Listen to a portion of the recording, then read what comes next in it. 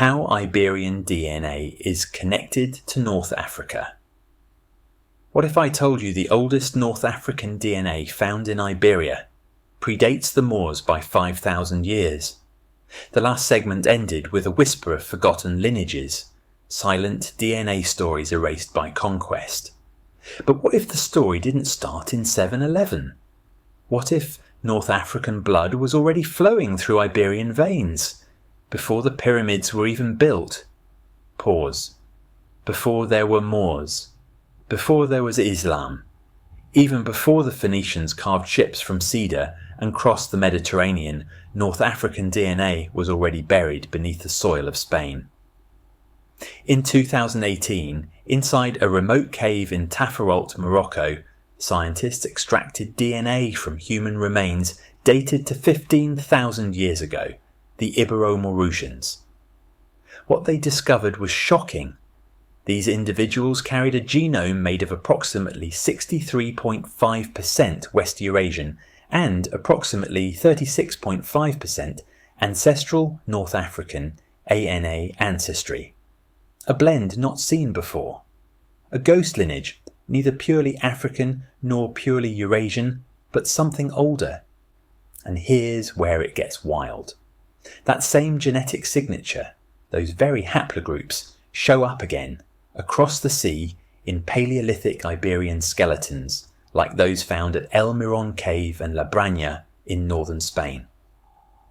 U6, a mitochondrial lineage nearly exclusive to North Africa today, was detected in prehistoric remains in northern Portugal, where modern villagers still carry up to 6% North African mtDNA, despite never being touched by the Islamic conquest.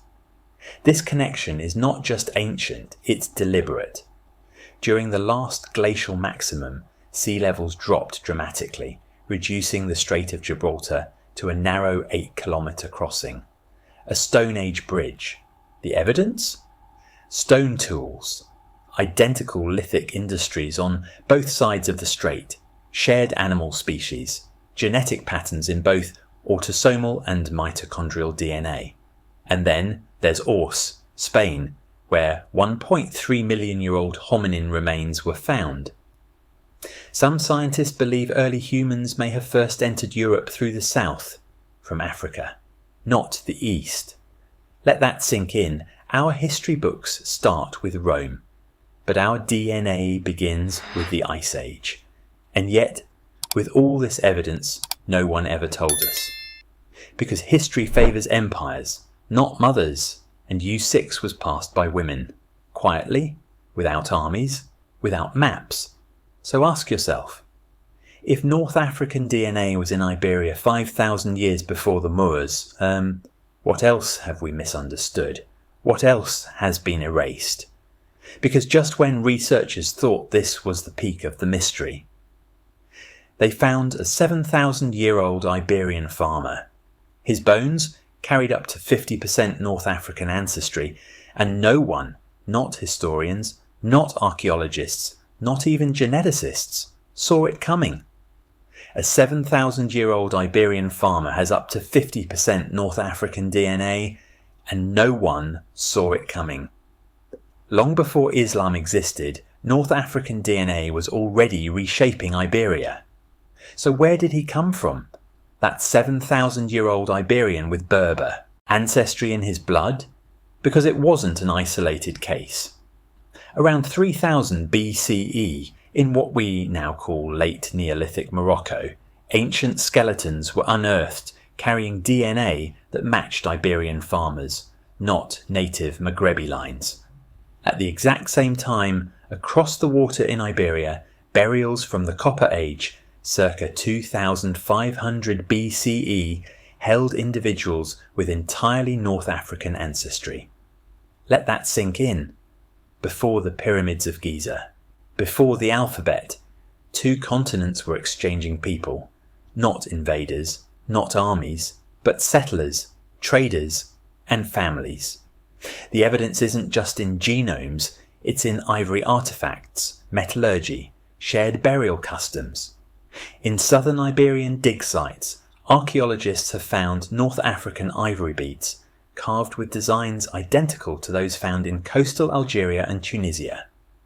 Bronze tools with Maghrebi casting styles, and even shells from the Atlantic coast of Morocco, found deep inland in Spain. This was not conquest, this was contact. Back then, the Strait of Gibraltar was barely 8 kilometres wide, narrowed by sea level changes after the Ice Age. It wasn't a barrier, it was a bridge, and people crossed it. They crossed it so often, in fact, that a 2019 study published in Nature confirmed North African ancestry in Iberia didn't start with the Moors. It started almost 5,000 years earlier. But here's the mystery. These individuals with fully North African DNA, they didn't live as foreigners. Their tools, their pottery, even their burial rituals were entirely local Iberian. So what happened? Why did someone with 100% Maghrebi ancestry live and die as a native Iberian, thousands of years before Islam? Was it assimilation, a forgotten migration, or something far deeper, a shared identity erased by time? Because in one Iberian grave, researchers found a man whose DNA was purely North African. And yet every aspect of his life, from his clothes to his grave goods, was unmistakably Iberian. One Iberian grave holds a man with 100% North African DNA. But his culture was fully local. Why? Maybe the better question is, how long had this blending already been happening? And under whose rule did it thrive in plain sight? Because long before the Islamic armies crossed the strait, before the Moors became a myth, Rome was already rewriting the DNA of Iberia. Not through conquest alone, but through trade routes, colonial cities and military ranks filled with faces the empire never advertised. The Romans never ruled alone. Their soldiers carried genes from across Africa.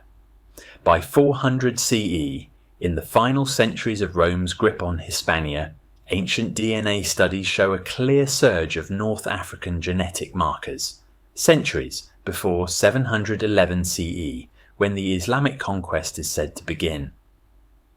At burial sites across southern Iberia, researchers found Y-DNA haplogroup EM81, a direct signature of Berber male ancestry, and mtDNA U6, a maternal lineage rooted in the Maghreb. This wasn't scattered, it was consistent. The coastal Roman towns, from Cadiz to Cordoba, had become genetic melting pots. Roman records tell us about African soldiers, Numidian cavalry, and Libyan traders. But it's the graves that reveal the truth. A 2019 study by Olalde et al., published in Science, found that Roman-era Iberians in southern cities already carried significant North African DNA, invisible to history books, but undeniable in bone. And then comes the Carthaginian twist. Long before the Romans, Carthaginian colonists, once thought to be Levantine, were settling Iberia by 1100 BCE. But when scientists sequenced their genomes, they found a surprise. No Levantine DNA. Instead, their ancestry resembled modern North Africans. Maghrebi, not Phoenician. Neighbours, not foreigners. These weren't just merchants. They became part of the landscape. Their genes were absorbed. Their children buried alongside Iberians. Their blood was already part of the peninsula long before the first Islamic prayer echoed in Al-Andalus. So when we ask how Islamic armies moved so swiftly into Iberia, maybe the real question is, were the doors already open? Or had the empire before them already set the table? Because this Roman Maghrebi legacy didn't vanish, it simply changed its flag. But what happened when an empire fell and a new one rose with the sword of religion? When the Islamic armies crossed into Iberia in 711 CE, the world says it was a conquest. that everything changed overnight. But genetics tells us the roots were already buried deep. The people we call Moors weren't all from North Africa, and some weren't foreign at all. The word Moor was never a tribe, never a nation. It was a label, a convenient European invention that lumped together Arabs, Berbers, Syrians, Egyptians, and crucially Iberians who had converted to Islam. They were called Muladis, and by the 10th century they weren't just the majority. They were Al-Andalus. But who were they genetically? To answer that, we look to the bones. In Segorbe, eastern Spain, a towering male skeleton was unearthed from an 11th century Islamic necropolis. He was dubbed the Segorbe Giant. Scientists ran full genomic sequencing. The results were stunning. His Y-DNA, EM81, a Berber marker. His maternal line, U6, classic North African. But the twist, over 50% of his autosomal DNA was native Iberian. This wasn't an outsider. This was a hybrid, a product of centuries of intermarriage, trade, military settlement, and religious conversion. And he wasn't alone. Across graves from Cordoba to Toledo, researchers have found similar patterns, EM81, J1, J2, and U6, all markers of North African or Middle Eastern descent embedded inside genomes with deep Iberian roots. A 2021 study published in Genome Biology revealed that most Islamic period individuals buried in Spain carried mixed ancestry, not pure Maghrebi lineages. This wasn't a replacement. It was a remix. So what does that mean? It means that the Moors weren't an invading wave of foreigners. They were an evolving identity, some born in Africa, some born in Iberia, bound not by blood but belief, a conqueror's name, wrapped around a native's DNA. But while Al-Andalus was blending, fusing, transforming, something strange was happening hundreds of miles to the northwest, where Islamic rule never fully reached, where conversions were rare, and yet in one quiet corner of Iberia, the story flips completely, and science calls it the Galicia paradox. How did the region farthest from North Africa end up with the most North African DNA, Galicia, a land of fog, stone churches, Celtic echoes, and somehow a higher percentage of North African male DNA than many parts of Andalusia? The paradox stunned scientists. How could a region untouched by Islamic conquest, far from North Africa's shores, hold a stronger genetic imprint of the Maghreb than cities once ruled by the Moors? But the answer is even older than the question. In 2019, a landmark genomic study by Gomez Carbala et al. Revealed something astonishing. Up to 21.7% of Y chromosomes in northwest Castile and Galicia belonged to EM35 lineages, the same ones dominant in North Africa. These weren't leftovers from the Islamic era. They predated it by thousands of years. How did they get there? Not by force, not through the sword, but through forgotten migrations, possibly as early as the Neolithic or Chalcolithic periods. When pre-Islamic North African groups entered Europe through the Balkans, moving slowly westward. These movements left behind haplogroup EV13 and its relatives, which now survive in Galician genomes, unnoticed for millennia. And then comes the maternal twist, mitochondrial haplogroup U6, tied almost exclusively to ancient North African women, appears at higher frequencies in northern Portugal and Galicia than in many Islamic-era graves from the south. One study by Cerezo et al., 2012, found that up to 6% of mtDNA in these areas is of North African origin, even though no major Arab Berber settlements existed there. This isn't just genetics. This is a ghost story, a tale of migration so old their languages are gone, their gods forgotten, but their blood remains. Because some identities are not carved in monuments, they're coded into mitochondria.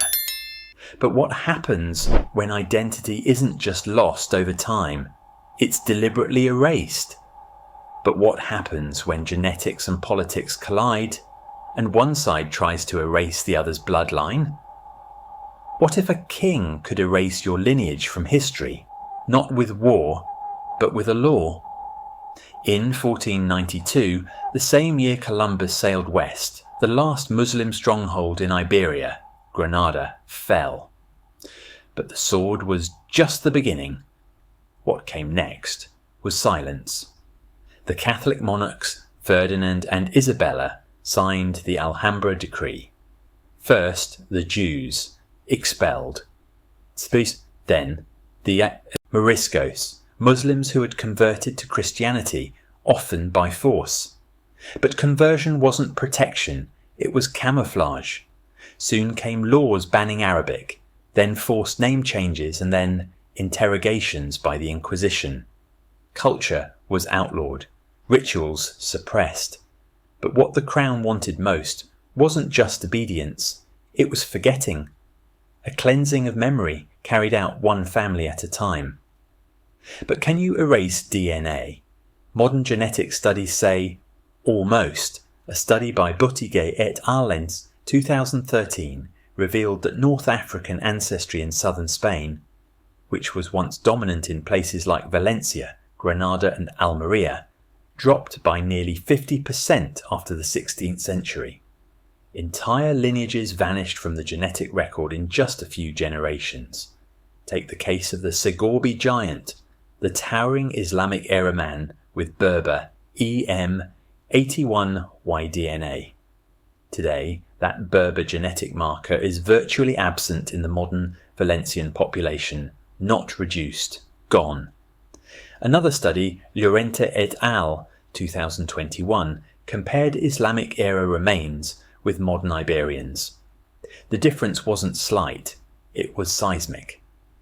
Genomes once rich in Maghrebi and Middle Eastern ancestry had been systematically diluted or eliminated. This wasn't natural drift. These were not just cultural cleansings, they were genetic purges. But not all bloodlines die with the sword. Some survive in silence, buried in the skin, the bones, the breath of people who no longer remember the names they once carried. Because centuries later, one whisper remained, one genetic thread still alive. Yet not all bloodlines vanished. Some simply went silent, until science found their whisper again. Some haplogroups never disappeared, they just went underground. Centuries passed, names changed, languages died. But the DNA didn't forget, and when the silence finally cracked open, what scientists found was astonishing. Modern Iberians living in towns that once buried their Moorish past still carry mtDNA U6, a maternal lineage from ancient North Africa.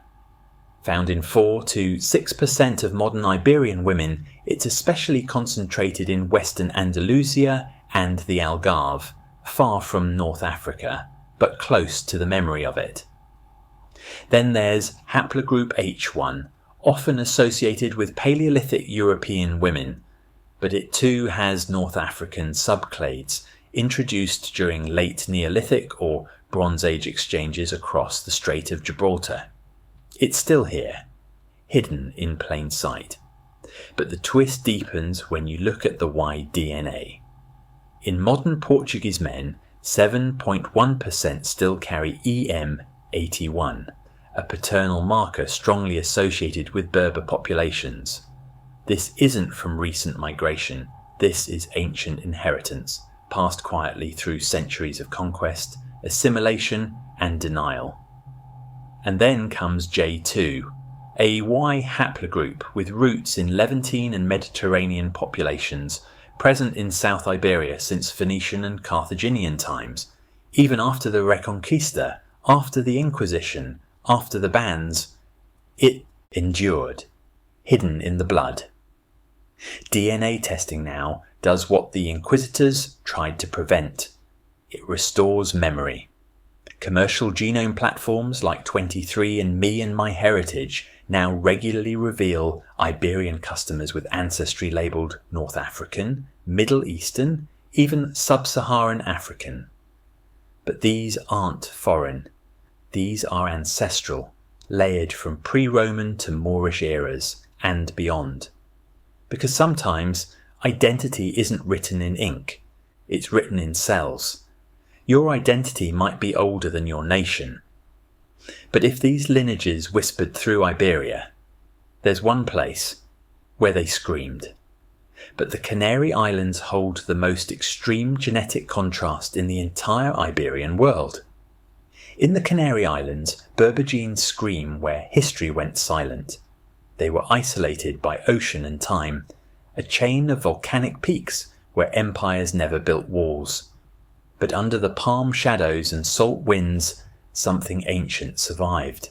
The Guanche people, native to the Canaries, had no written language, no ships, no metal. But their bones speak loud. Genetic analysis of Guanche remains, published in 2019 by Fregel et al., shows near 100% Berber ancestry, defined by mitochondrial haplogroups like U, 6b1a, and Y chromosome E, M81, the unmistakable genetic mark of North Africa's indigenous people. How did these Berber lineages reach an archipelago 100 kilometers west of Africa? By 500 BCE, small groups crossed the Atlantic winds, possibly pushed by Carthaginian traders or fleeing Roman expansion. Once there, they stayed, frozen in time. And then came the conquest. By the 15th century, the Spanish crown launched brutal campaigns across the islands. Guanche resistance was fierce, but their numbers fell to disease, slavery and war. Spanish settlers intermarried with surviving Guanche women, and in that intermarriage, the past was preserved. Today, La Gomera and El Hierro still carry mtDNA U6 at astonishing frequencies, some villages reaching 96% North African maternal ancestry. Meanwhile, other islands like Lanzarote show almost none. A split so sharp, even modern science calls it a living genetic map of erasure and memory. Unlike the Iberian mainland, where the Reconquista scrubbed out centuries of identity, the Canaries didn't fully forget. They couldn't. Their DNA still hums with the songs of the Berber coast. Because here, memory doesn't live in monuments. It lives in mitochondria. Here, mitochondria remembered what history tried to bury. But if the DNA is Berber, the legends, the words, the rituals tell stories that shouldn't exist. But while DNA tells one story, folklore and language whisper another.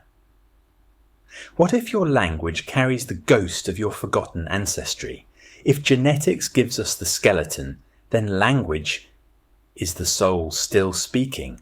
And in Spain, that soul whispers in Arabic. Across Iberia, over 4,000 Arabic origin words still echo in daily life. Not in mosques or old scrolls, but in cafes, courtrooms and classrooms. Azuka for sugar, Almohada for pillow, Ojalá, if God wills. These aren't loan words, they're survivors of 8 centuries of coexistence, from 711 CE to 1492, the era of Al-Andalus.